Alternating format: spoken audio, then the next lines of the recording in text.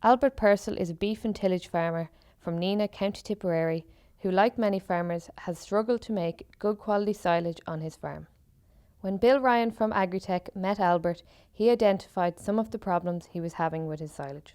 One of the main issues you'd see, a visual thing, would be heating in the pit. You know, that my management of the face of the pit, my management of the pit itself was poor, I'll admit that, because I can see it now. Even this year, the pit beside us there, we had 20 or 30 acres left from last year's, and our contractor even noted like that when he went to move it to level the pit, not a puff of smoke.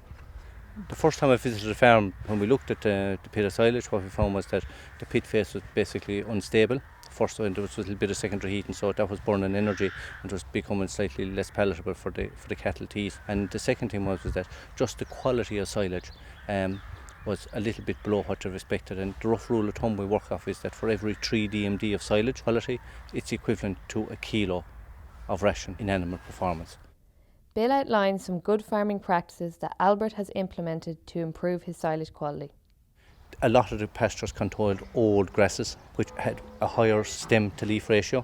So the first step we made was that we started looking at grass quality that was coming in for silage. The big thing then was to minimise the ensilable losses. The standard on average for ensiling will be that you try to have your losses something no more than 12%. Pit management, have your pits nice and clean before you start it, power wash them out, any cracks and leaks and anything like that, have them well sealed up. Then have your sheeting ready.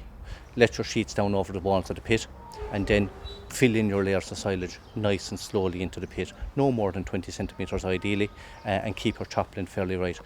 What we do then is that we look at the dry matter, so anything up to 30% dry matter we use Sugar Boost, and basically the reason we use Sugar Boost is that it contains a blend of bacteria that work over the pH range. So when grass comes in, as we know, it starts at 6.5.